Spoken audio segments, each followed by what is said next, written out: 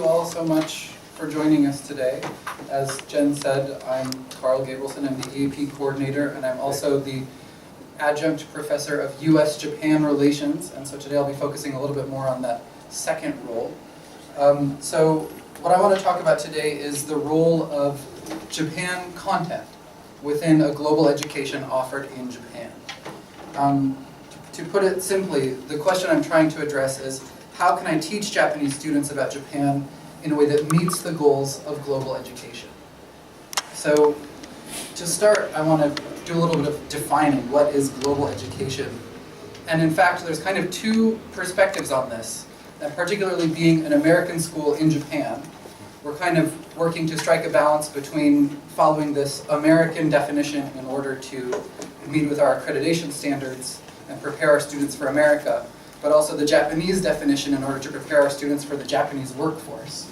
So let me get into those a little bit first. If we talk about the Japanese perspective on global education, the Ministry of Education has what they call the global jinzai, or global human resources, set as their goal for global education. And they have 3 points that focuses on. The first is language and communication skills. The second is a series of kind of personality traits that are a little bit ill-defined and kind of hard to quantify, things like being self-directed, having a sense of mission, being responsible. And then the third is understanding other cultures and maintaining Japanese identity. And this third one is the one that kind of causes some issues when we combine it with the American view, so I'll be focusing most on this third view today. From the American side, if we go to the National Education Association, the NEA is America's largest organization of over 3 million educators from all levels. And their official definition of global education is for building global competence. And they look for 4 qualities to show that someone has global competence. The first is international awareness. This includes knowledge of other cultures, knowledge of world history, knowledge of international relations. The second is appreciation of diversity, tolerance for other ethnic and religious groups, and foreign language proficiency, and competitive global work skills, things like critical thinking, innovation. So again, I'm going to be focusing on these first two, the international awareness and appreciation of diversity. Now, some of you who are aware of the situation of global education in Japan may already see this coming, but there are certain compatibility issues when we try to combine these two approaches. If we go to lots of international scholars' work on international or global or multicultural education in Japan, most of the literature would suggest that the education here is very, very focused on building a sense of Japanese uniqueness, a sense of almost a nationalistic, almost superior even, or ethnocentric, or at least essentialist view of Japan, focusing on multicultural education as a way of highlighting difference, rather than as creating skills to build cooperation. So to put that simply, what that means is that according to the kind of international scholarly perspective, studying Japan in Japan means that maintaining Japanese identity supersedes the appreciation of diversity.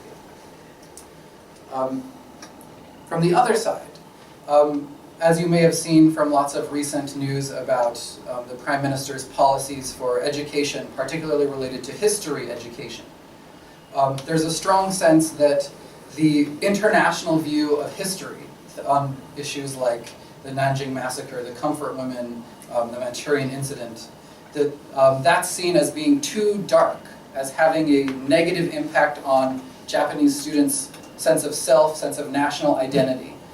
So it's seen as something that's going to damage them, and therefore this sense of international awareness that is supposed to come from an American or international education is going to end up having a damaging effect on Japanese identity. Now, speaking personally, when I first read this news, I thought, oh, that's ridiculous, what are they talking about? But from my own experience of working with students, I've had students come to me with stories like, a good example is a student who told me that when he was studying in America, the topic of whaling came up in a class. And even though he'd never eaten whale, he'd never even thought about whaling, and he didn't really know anything about it, the negative attitude of the other students suddenly forced him into a defensive position, and he found himself like kind of almost spouting nationalist rhetoric in an attempt to kind of defend his country and his sense of self. So I don't think we should completely discount this perspective. And so my goal for today is to talk about how I have attempted to kind of balance these two perspectives through my course. So let me start by talking a little bit about my course. My course is called US-Japan Relations. It's very interdisciplinary. It's not only a political science course. We talk about art, we talk about business, we talk about a lot of history.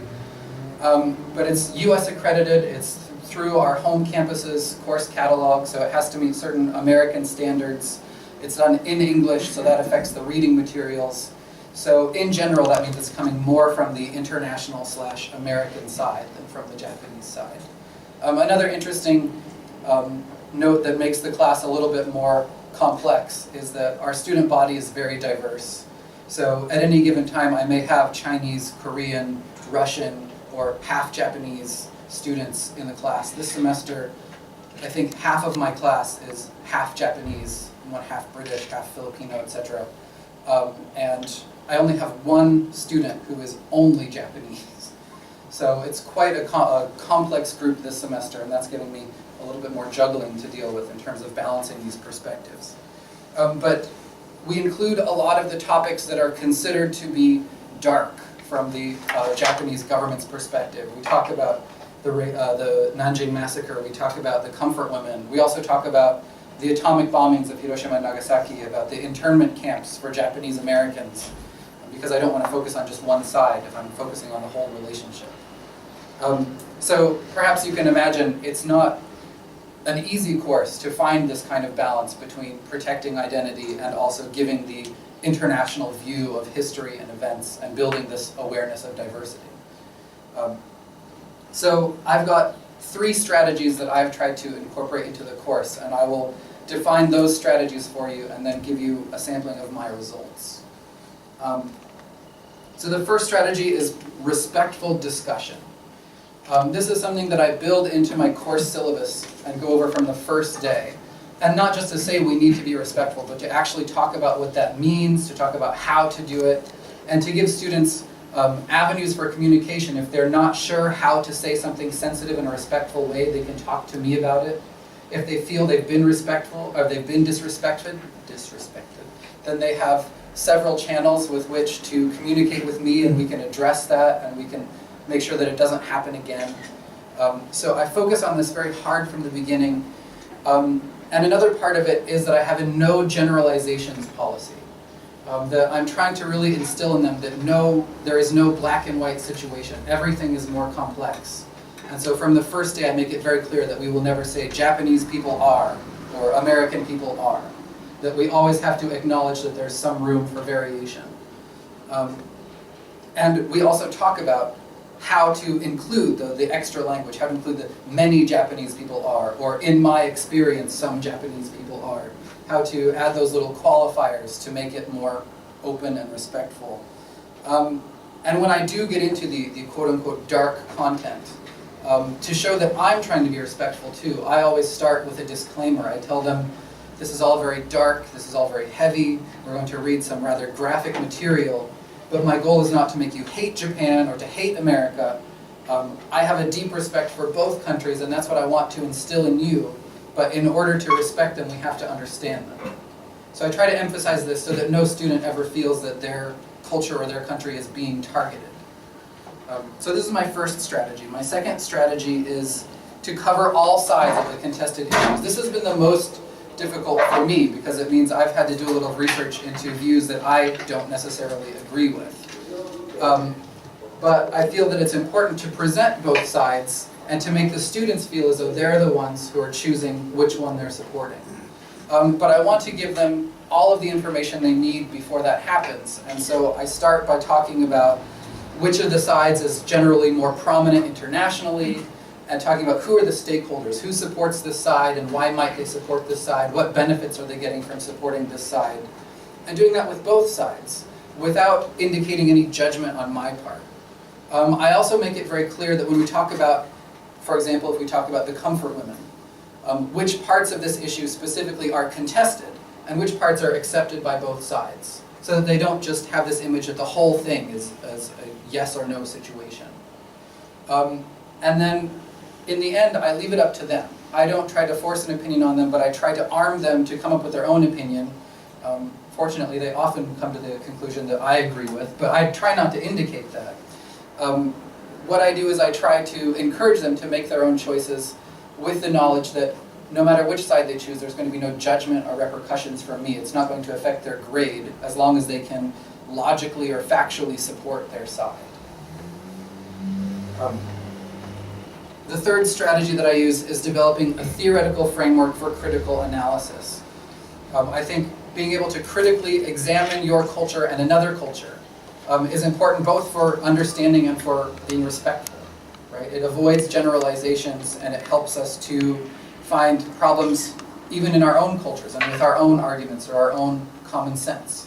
So I focus on 3 points in my course. The first is Orientalism, right? Kind of the sense of how Asia is perceived by the West and what kind of stereotypes or common sense Westerners and Americans often have about Japan.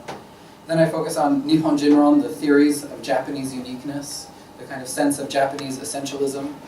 And we talk about where these theories come from and how they're propagated both among Japanese people in Japan and in some cases among Americans thinking about Japan. And then we talk about nationalism, what it means, how it works, how it's spread, and what effects it has on the people of both countries. So I bring these in very, very early, and then I have a whole series of assignments, kind of trying to test their knowledge, make sure that they understand these. I supply as many examples as I can, and then I ask them for definitions, and I ask them for examples. I do this through online work, sometimes through in-class presentations, and through questions on the tests.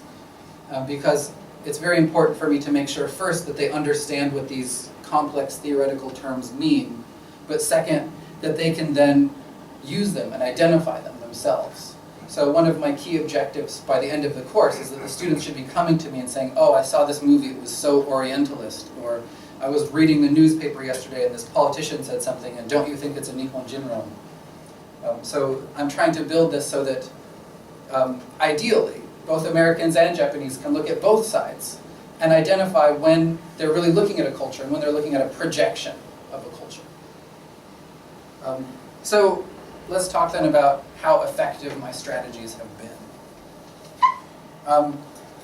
In order to test the efficacy, I did a series of surveys, interviews, and also examinations of student test questions, things like definitions or other assignments about give me an example of Orientalism, or looking at their knowledge of the comfort women issue, or these kinds of historical facts. Last semester in my class, I did 3 surveys, one at the very beginning of the class before I'd taught anything, one just after we'd finished World War II history right in the center of the class, and then one just at the end before the final exam. And one of the things that I focused on was asking them, how proud are you of your nationality? Because I wanted to address this issue of, are we protecting a sense of Japanese identity? I also surveyed I contacted about 30 alumni who have taken the course and have since left the college. Over half of them are abroad somewhere. Most are in America or Canada, some are in the UK. One is in Estonia, surprisingly, and a few are here in Japan. But I contacted them with similar questions about what they'd retained from the course, about how it had or had not been useful to them, and specifically kind of open-ended questions about what knowledge was useful or what do you still remember, well, as long as the same question about pride in their nationality. So pulling all of this together, if I can go back to my bullet points from the NEA and from the Ministry of Education.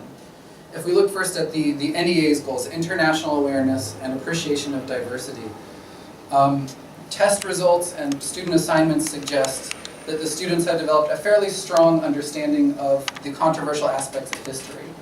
That they can tell you what were some of considered to be the theories behind why the Nanjing Massacre happened, or who are the different sides debating the comfort women issue, and why are they choosing those sides.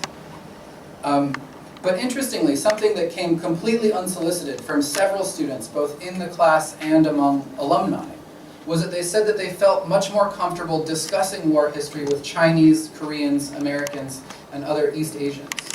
That they said that they'd worried before taking my class that if some Chinese student or a Chinese friend asked them about it, they'd be kind of unprepared to debate it, and they'd either embarrass themselves or just not be able to say anything.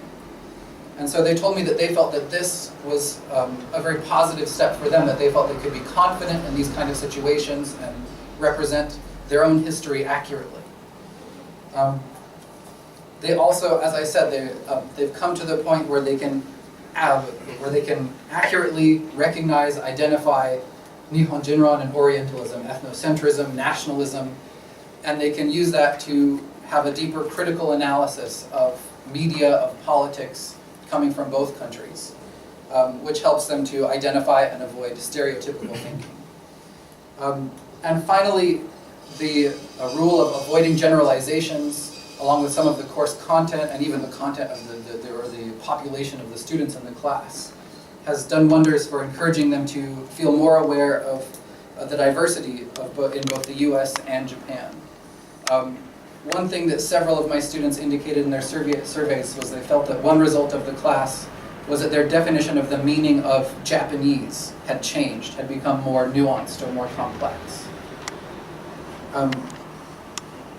Okay, if I approach the other set of goals, if we talk about the Ministry of Education's goals about protecting Japanese identity, looking at my students from this past semester, the average score of how proud they were of their nationality on a scale of 1 to 5 was 4, 3.9 after World War II history, and then 4 again at the end. So no real dramatic change here, despite getting into the quote-unquote dark stuff.